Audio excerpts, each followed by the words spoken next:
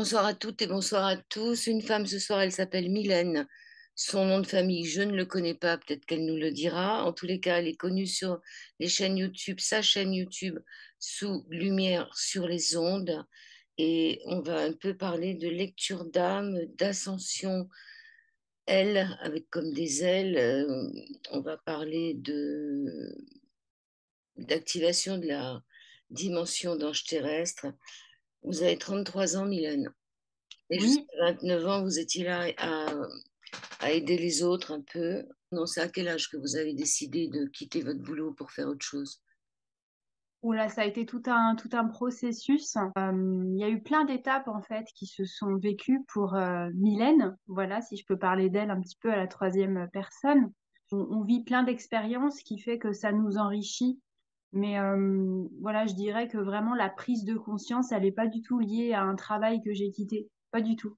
Ça a démarré il y a déjà 10 ans et j'ai juste eu à me faire larguer larguée par mon compagnon de l'époque.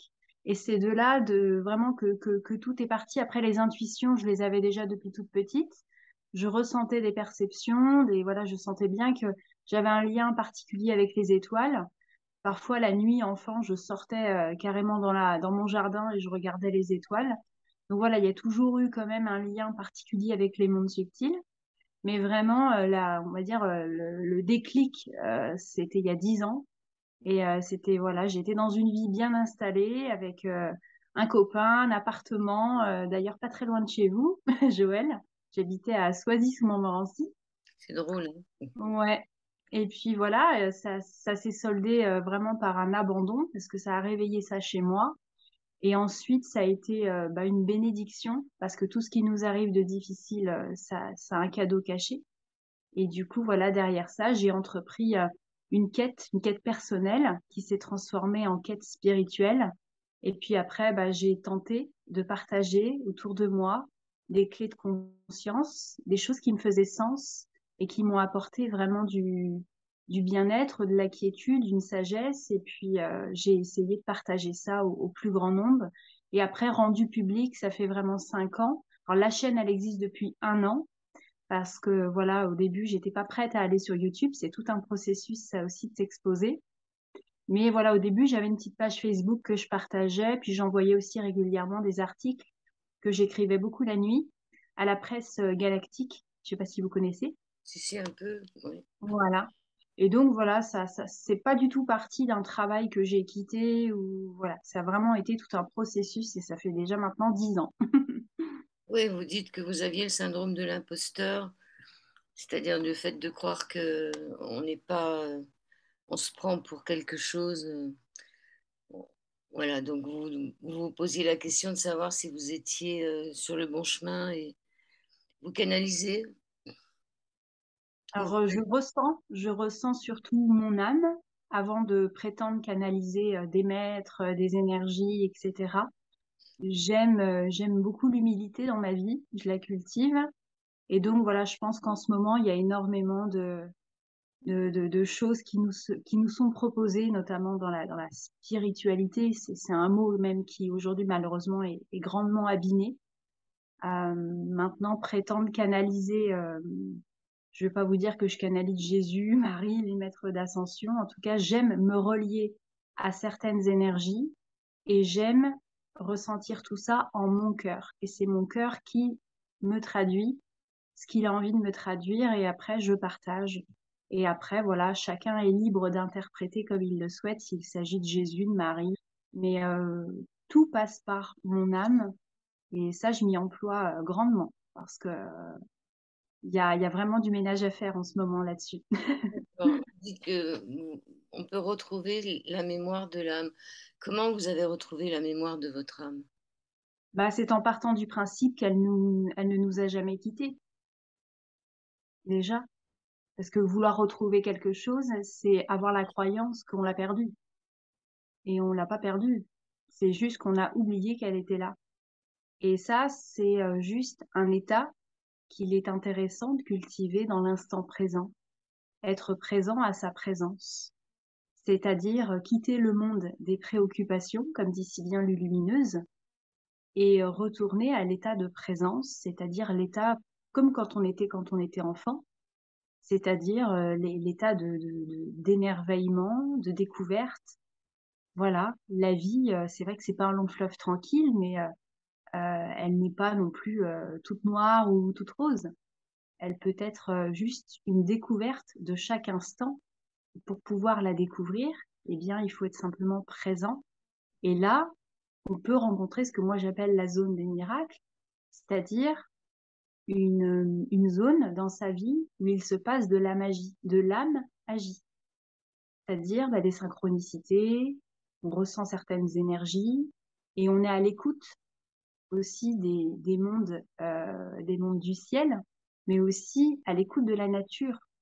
Parce que dans la nature, il y a énormément de beauté et on en a été coupé. Parce que on va dire, dès 7 ans, il y a une espèce de fracture qui se passe. Juste avant, on était dans notre monde d'émerveillement, d'enfants, d'innocence. On cultivait énormément la beauté, le respect des mondes minéral, végétal, animal. Mm. Et tout ça, ça a été abîmé par un conditionnement qui est collectif. Et là, on commence à vous installer ce que moi j'appelle, voilà, comme une espèce d'implant. Et le premier implant, c'est la peur, la culpabilité. Attention, faut dire merci, t'as pas été gentil. Et puis là, tu te rends compte que t'es fondamentalement pas libre. Voilà, tu deviens une espèce de petit hamster qui est dans la roue jusqu'au moment où la vie est bien faite, parce que la vie est vraiment, l'univers est bienveillant avec nous. On le voit, hein, on se coupe. Moi, ça m'est encore arrivé. La semaine dernière, j'ai eu un petit accident. Eh bien, les cellules, tout se régénère, tout est abondance, tout veut prendre soin de nous. Et nous, on est là et on veut tout contrôler sur cette intelligence, alors qu'il y a juste à vivre avec sa propre présence, donc son âme. Et l'âme, c'est simplement l'élan naturel du cœur qui s'est traduit par le cœur, de faire spontanément les choses. Et après, voilà, faut comprendre qu'il y a toute une sphère mentale qui est là, qui veut tout diriger, tout contrôler, tout analyser, tout décortiquer. Et là, on quitte le moment présent. On n'est plus dans la présence. Mais c'est OK, il a le droit d'être là, attention. Donc, retrouvez la mémoire de l'âme et vous proposez des lectures d'âme. Mm. Si on retrouve cette mémoire de l'âme, on ne peut pas la lire soi-même. Si, je pense qu'on a tous les moyens d'aller clairement rencontrer cette part en nous qui est là de toute façon intrinsèquement, qui fait partie de nous. Maintenant, il y a des personnes qui, sur le chemin, ont peut-être besoin d'aller plus loin. Voilà, moi, je suis juste comme un modeste guide voilà, qui permet de lire la carte qui était déjà là. Et c'est juste que des fois, je me définis petit peu comme une opticienne. Je donne les bonnes lunettes, en fait. Mais la personne, en fait, elle ne va rien apprendre.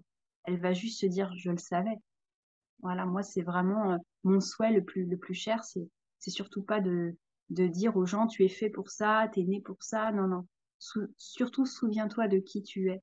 Et ça, tu vois, tu le savais au fond de toi qu'il y avait ce truc-là. Voilà. Donc oui, des lectures d'âme, entre autres. Et puis après, voilà, j'enseigne aussi, donc à travers mon site, pour les gens qui veulent aller plus loin dans la démarche et creuser un petit peu plus profondément en eux.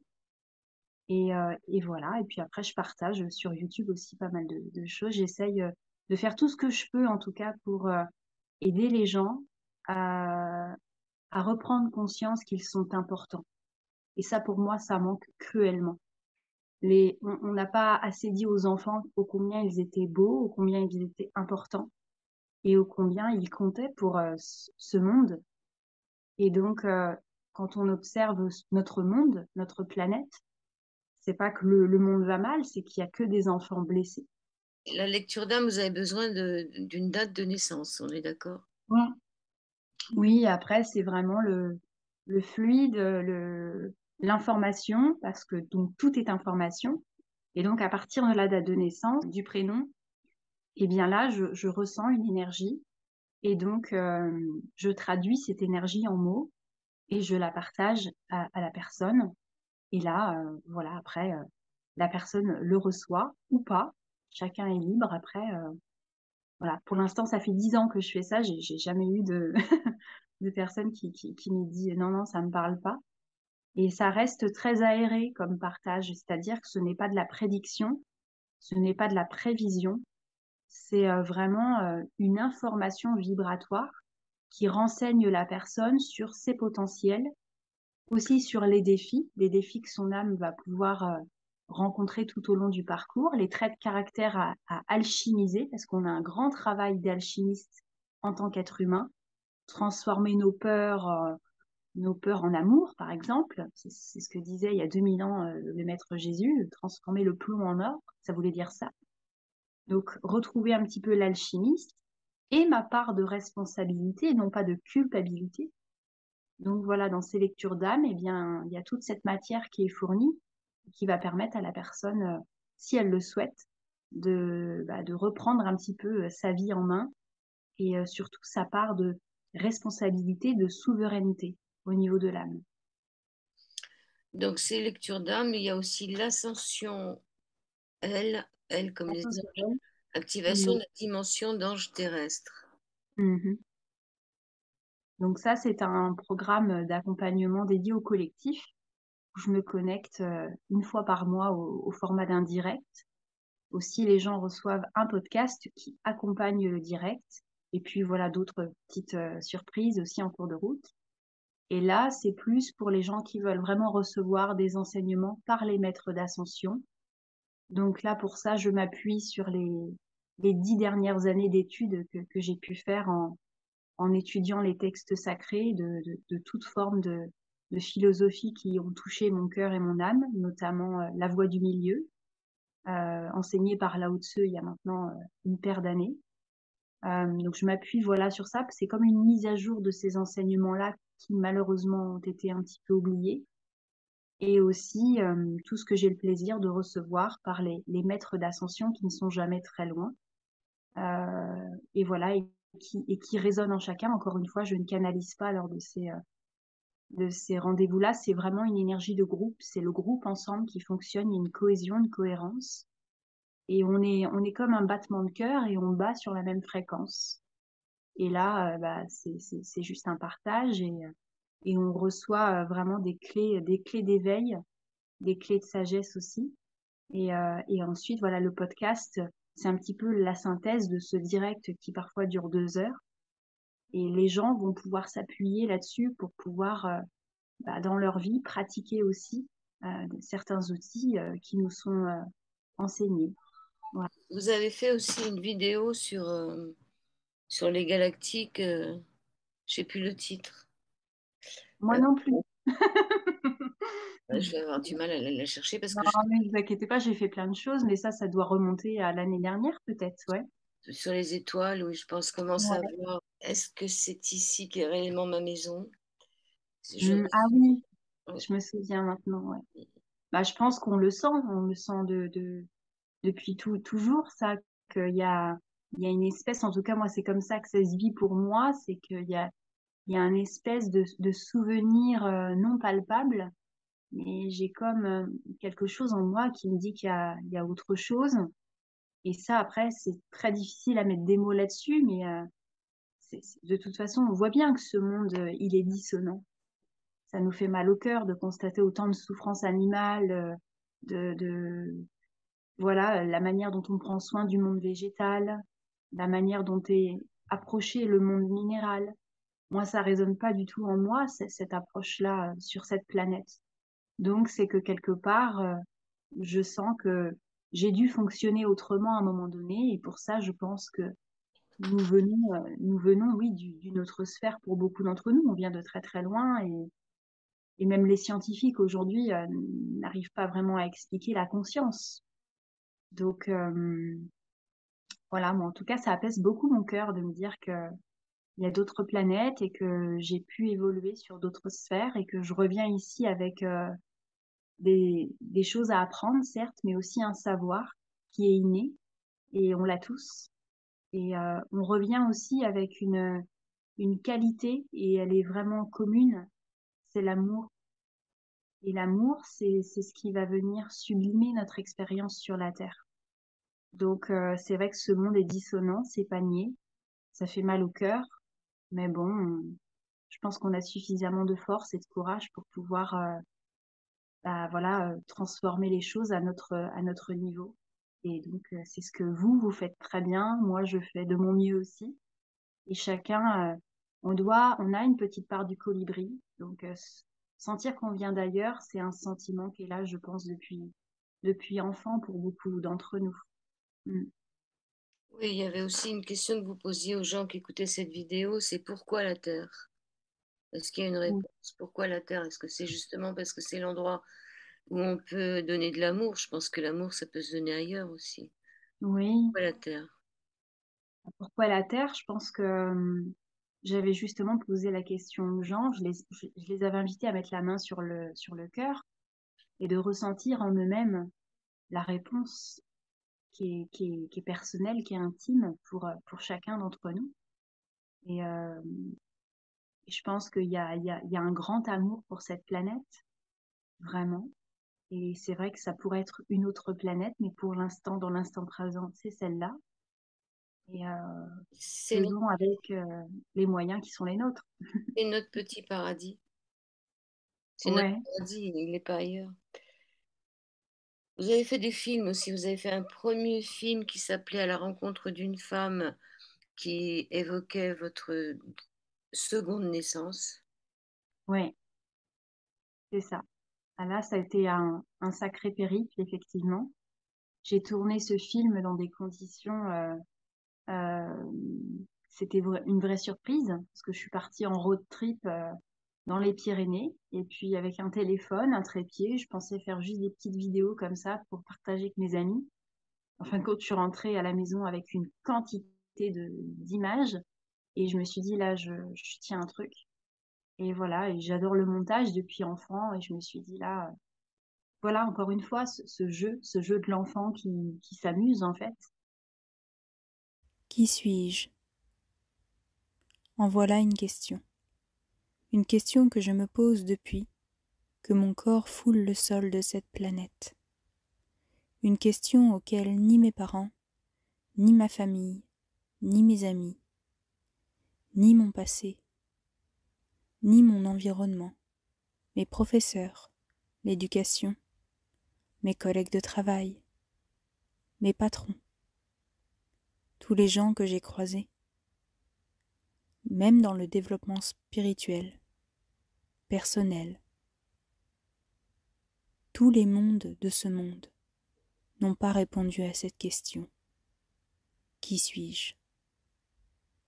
Alors j'ai tenté de me rapprocher de la seule chose digne de vérité en ce monde, la nature. La nature m'a répondu. C'est l'histoire que je vais vous raconter.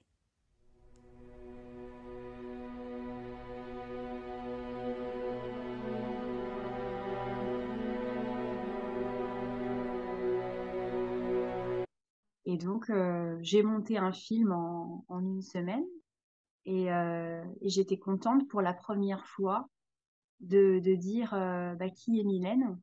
Voilà, dans le film, je me suis autorisée à être pour la première fois dans mon humanité. Et c'est pas toujours évident quand on est hypersensible et quand on a des perceptions aussi vis-à-vis de l'entourage, par exemple, parce que j'ai envoyé le film à toute ma famille, notamment voilà, des personnes dans mon cercle qui sont pas forcément ouvertes et tout ça, et à qui j'ai jamais osé vraiment dévoiler le, on va dire le diamant brut, voilà, que nous sommes. Et donc voilà, ça a été oui, un premier film qui m'a fait extrêmement travailler sur moi. Voilà, je sais pas si c'est français, mais ça m'a fait, ouais, ça m'a fait grandir et ça m'a fait m'autoriser à m'aimer. Parce que jusqu'à présent, je ne m'aimais pas. J'étais, j'étais comme beaucoup de gens, j'étais dans la peur de pas être aimée. Puis là, les montagnes, elles m'ont donné une telle force, une telle sagesse. J'ai compris que j'avais pas à être quelqu'un d'autre, que j'avais autant de beauté à l'intérieur de moi qu'une fleur, elle en a, que la nature, elle nous a tout donné. J'avais suffisamment assez que le divin, Dieu, on peut l'appeler comme on veut, m'avait fait complète à l'intérieur. Donc voilà, il était temps pour moi d'aimer cette femme. Et donc c'est pour ça que je l'ai appelée à la rencontre d'une femme, parce que cette femme-là, avant déjà, je l'aimais pas, puis je la connaissais pas. Voilà. Il y a une séance de yoga un peu en accéléré qui est très drôle. Ouais. Oui, effectivement. Et vous avez fait un second film qui s'appelle Terre Sainte. Donc là, ça a demandé quand même plus de moyens, je pense. Oui, on le sent. Ouais. Qu'est-ce qui vous a fait, Terre Sainte, vous l'avez vu? Oui, je l'ai vu, Ouais. je trouve très beau. Vous pouvez nous dire un peu de quoi ça parle? Terre Sainte, c'est un retour, je pense, à nos origines les plus profondes. Voilà, ça peut sonner un petit peu christique dans le titre. Euh, Terre Sainte, ça parle d'un état de conscience tellement apaisé, tellement, tellement disponible encore aujourd'hui, où tous les règnes sont regardés avec énormément de tendresse, où le rapport à notre corps est complètement différent de ce qu'on peut occulter en ce moment 2022, le rapport au corps et tout ça.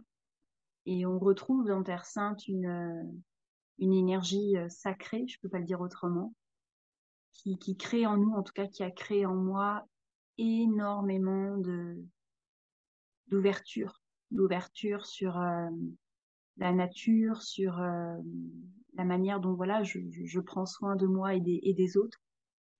Et voilà, c'est un petit peu difficile pour moi de parler de ce film parce que bah, tout est dedans. J'ai voyagé jusqu'en Égypte et un peu partout dans le monde. J'ai évolué en tant qu'âme dans une communauté fraternelle où la seule loi qui pouvait régner était l'amour.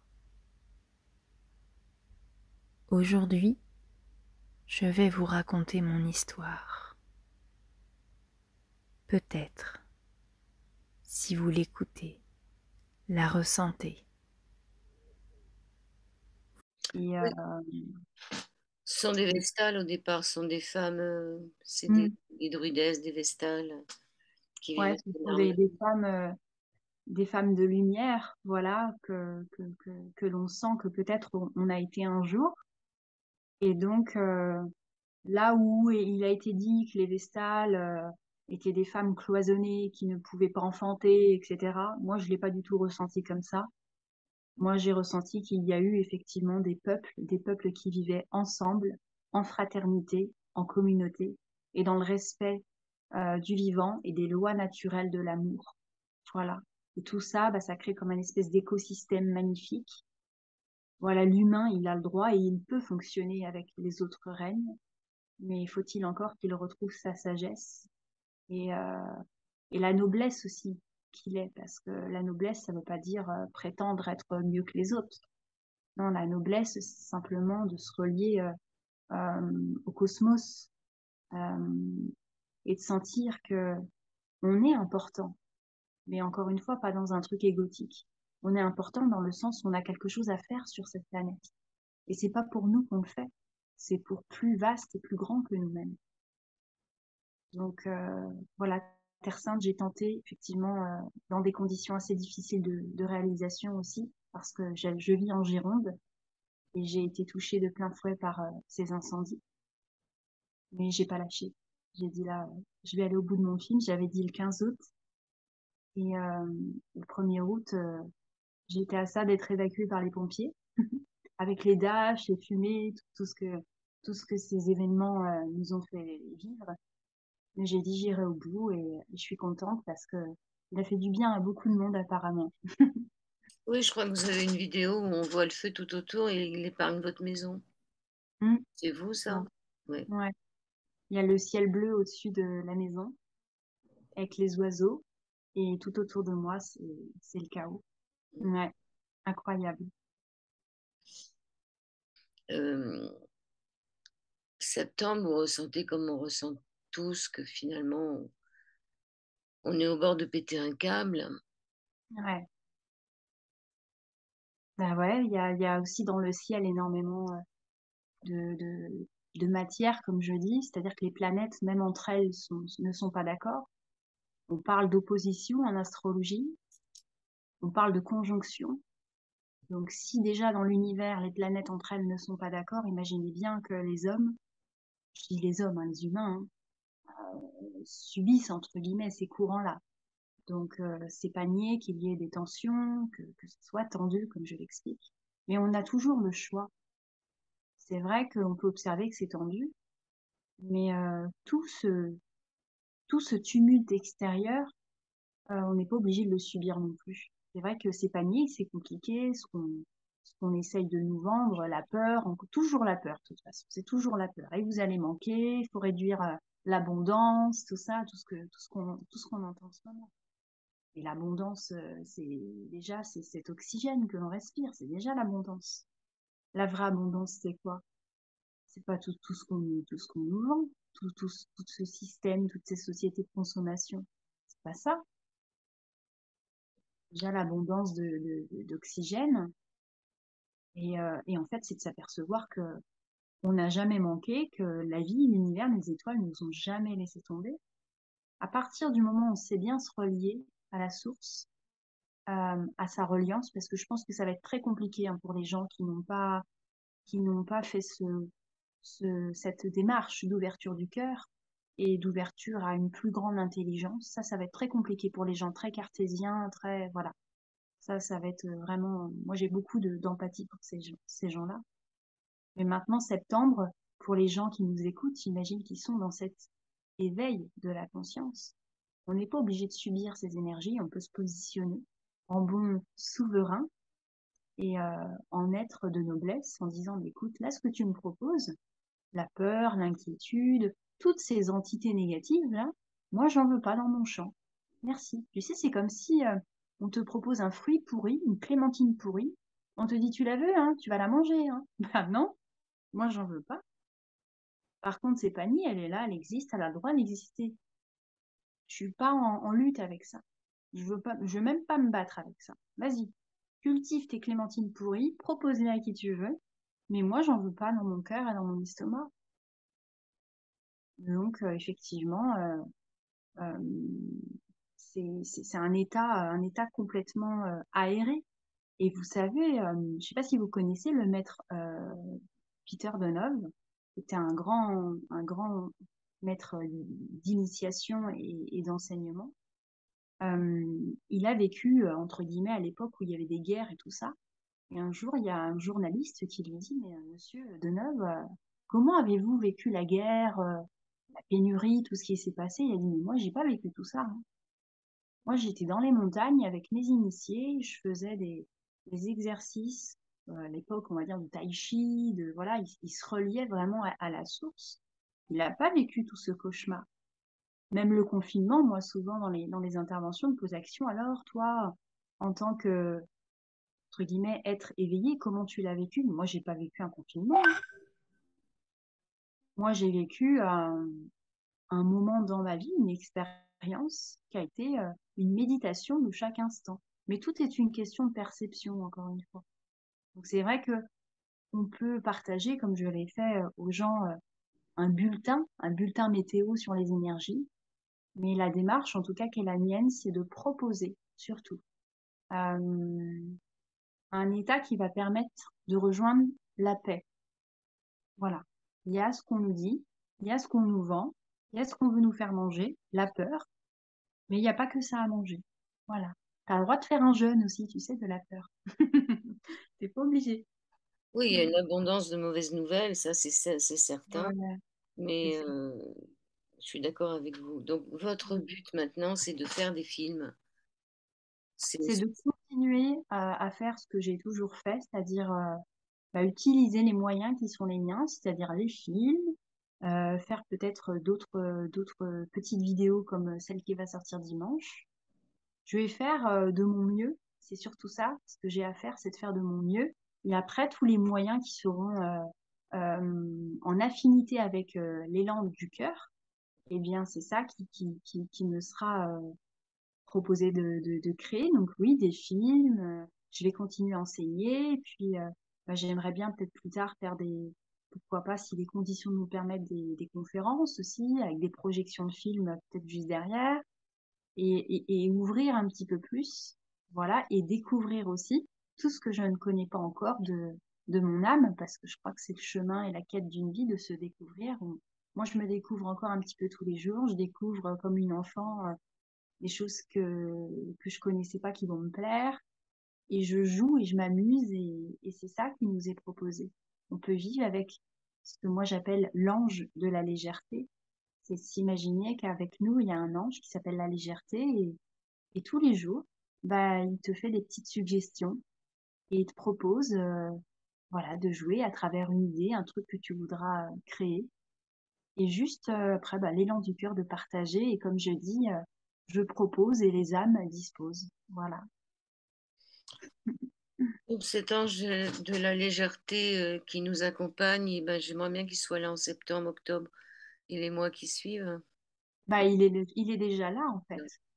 Et ça ne veut pas dire que l'extérieur sera complètement transformé, modifié.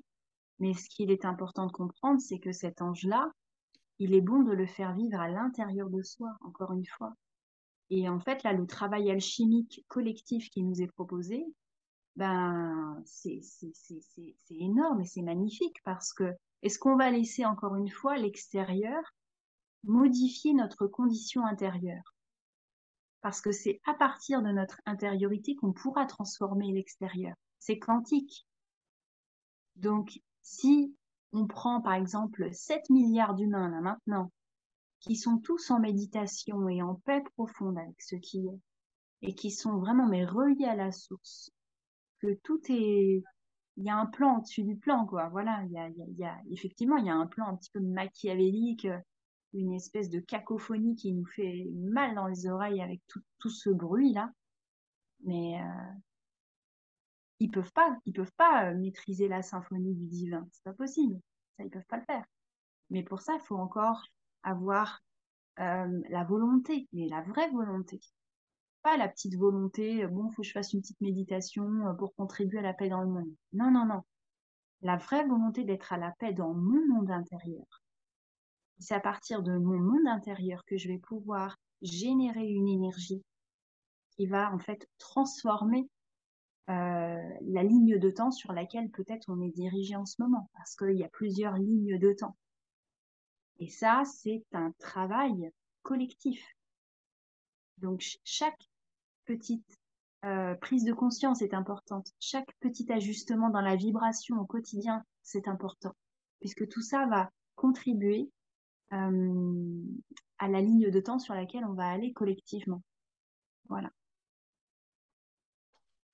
Je vous remercie, Mylène. Votre site, enfin votre chaîne YouTube, c'est Lumière sur les ondes. Oui. Vous avez envie de rajouter quelque chose, une question que je ne vous ai pas posée, ou vous aimeriez aborder un autre sujet? Non, je vais vous remercier pour tout le travail magnifique que vous faites, et de l'ange que vous êtes. Voilà, merci à vous d'être venu vous incarner et de nous donner la parole pour nous donner en tout cas les moyens de nous exprimer. Et vous aussi, merci de diffuser votre lumière sur les ondes, Joël.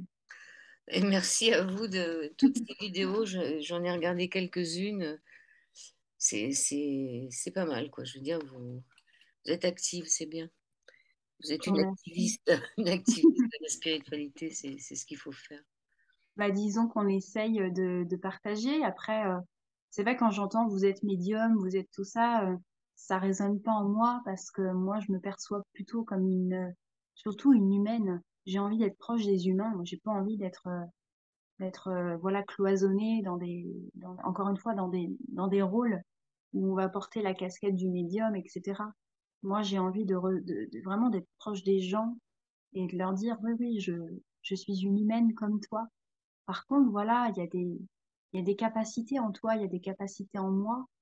Et oui, ça fait de nous des médiums, ça fait de nous des êtres stellaires, mais on est tous singuliers, singulières.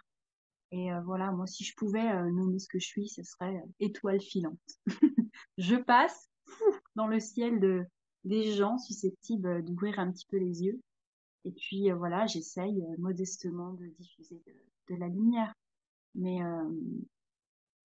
voilà, je dirais juste pour terminer que la plus belle chose que l'on puisse faire, que l'on puisse être, c'est juste l'amour.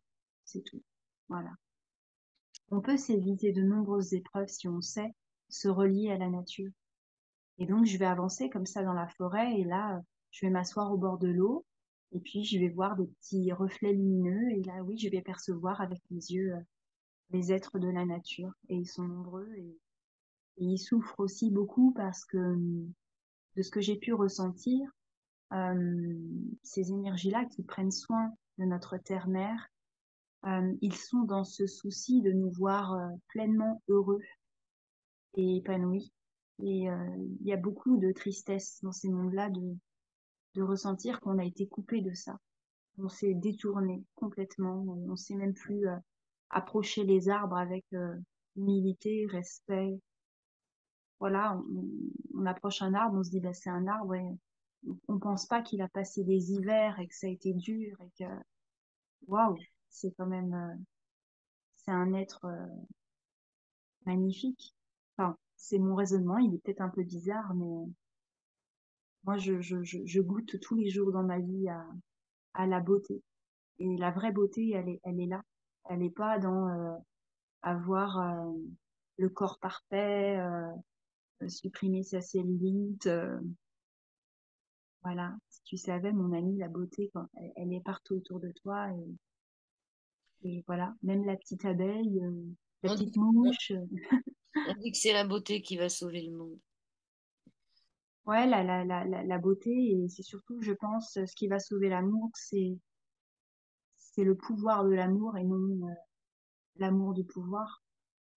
Voilà, c'est de pouvoir s'asseoir à un moment donné sur la terre en se disant c'est vrai que je suis peut-être pas grand-chose, mais en même temps je suis connectée au grand tout. Donc cet équilibre à trouver et c'est savoir que je sais rien en fait. Voilà, prétendre que ça moi j'aime pas dire que je canalise des guides et tout ça parce que quelle prétention. Non, je ressens, je partage, mais maintenant Je suis d'accord avec vous, c'est plutôt eux qui nous canalisent que nous qui les canalisons. Donc vous vous appelez Mylène et vous êtes sur Lumière sur les ondes. oui, voilà. Merci Joël. Et Mylène. Ouais, soyez bénis. Et continuez, continuez. Merci de votre présence et puis à bientôt. J'imagine, comme pour un bébé qui arrive dans un nouveau monde. Je suis une femme a été assez difficile à sortir. Alors j'ai eu l'envie de le dire en anglais. I am Wonder Woman. Car nous sommes toutes des Wonder Woman. Et les hommes sont tous des super-héros. Nous sommes tous des êtres grandioses. I am Wonder Woman! I am Wonder Woman!